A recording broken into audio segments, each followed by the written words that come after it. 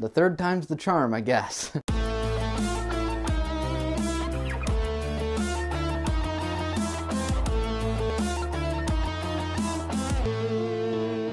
Hey everybody, welcome to Wright at the Movies. If you're looking for reviews on movies, you've come to the right place. Today I'm talking about Spider-Man Homecoming. I know what you're gonna say, and I'm gonna stop you right there. Yes, I know. Spider-Man fatigue. I've heard it all before. They've rebooted too many times. What are they doing over there? I'm so confused. Is this a sequel? Is this a reboot?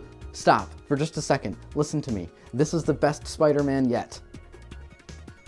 Just watch it. This is the third version of Spider-Man we've had in less than 10 years. That's crazy, and I agree with you. However, this time it's back over at Marvel, and they really know what they're doing.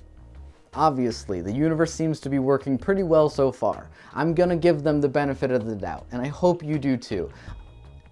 Just watch it. This is Spider-Man. At least this is my Spider-Man. The original trilogy had its moments. The Amazing series had its moments. This is the combination of everything great we've seen so far in Spider-Man, and yet it still takes it in a new direction. A new and refreshing and fun direction.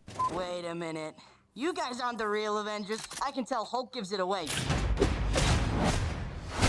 Oh, that was awesome. So Peter Parker is in New York after Civil War, where he made his big screen Marvel debut, and he's back now, and he's hanging out in this new Iron Man-esque Spider-Man suit, and he's saving the day, and he's just trying to do his best in New York. He wants to be an Avenger, but everyone keeps undermining him. Everyone keeps underestimating him, so he's just kind of sitting around, waiting for his shot. You know, he wants to be a superhero, but in the meantime, all he's doing is putting on airs and puffing out his chest and trying his best to look tough, to look like an adult, to look like a superhero. But he also has actual school to worry about. He has his friends, his family, puberty, the dance coming up. He's a kid. Oh yeah, and also the Vulture is a thing he's gonna have to deal with. His schedule's pretty full. I know you want to save the world, but you're not ready yet.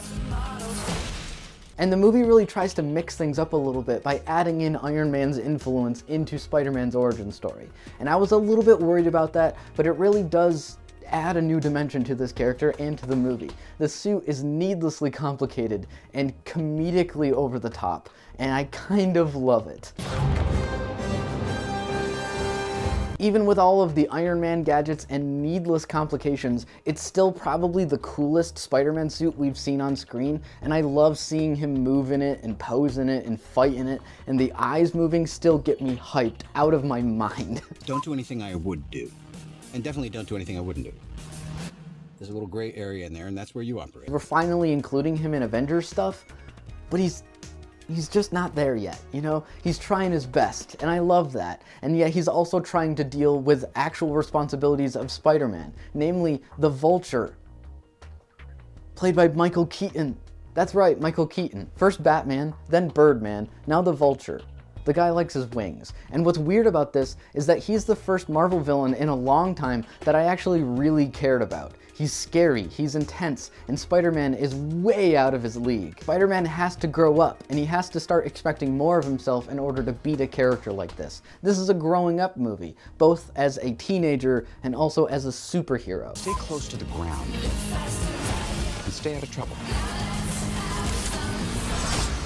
It calls back a kind of tone to those old cheesy growing up John Hughes movies in the 80s like Pretty in Pink and 16 Candles and Weird Science and Ferris Bueller and The Breakfast Club. You know, it's that kind of, you know, child-focused, really over-the-top growing up movie. But he dresses like a spider. And he fights a Birdman. But other than that, you know, it fits right in. And that's so cool, you know, because Peter's friends are just as important to the story as he is. Because when you're in high school, that's your whole world, you know, that's all you know. That's all you can care about. Even in a comic book world, when there's superheroes and supervillains outside, you're just really worried about being cool and fitting in and getting a date for the dance. And that's so cool to see in a movie like this. Probably stop staring before it gets creepy though. Too late. You guys are losers. And it feels like the movie wrote a checklist of everything we've seen before in a Spider-Man movie and then tried to trim it down or edit or change it or just delete it entirely to move things along. You know, we've seen these before. We've seen Spider-Man before. We know how he works, and it doesn't really waste our time. No more spider bite. No more Uncle Ben death scenes. No more really slow-mo, over-the-top spider sense, and no more 45-minute swinging sequences. We've seen this. We know it. Let's move it along. My only real complaints are some pacing issues and also the story being very thin, very basic. And I get it. We're trying to get Spider-Man back on the right page, and we're trying to make people happy and get them wrapped up in this whole Marvel universe. I get it. But it's a little thin. I liked the movie, I liked the characters, I liked the setting, I liked watching the movie.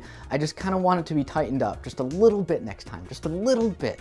Overall, I'm still going to give Spider-Man Homecoming 1 thumb up, and I still highly, highly recommend it. Did you see Spider-Man Homecoming? What did you think? Comment down below. Thanks for watching Right at the Movies. Please remember to like and subscribe, and you can check out another review right there.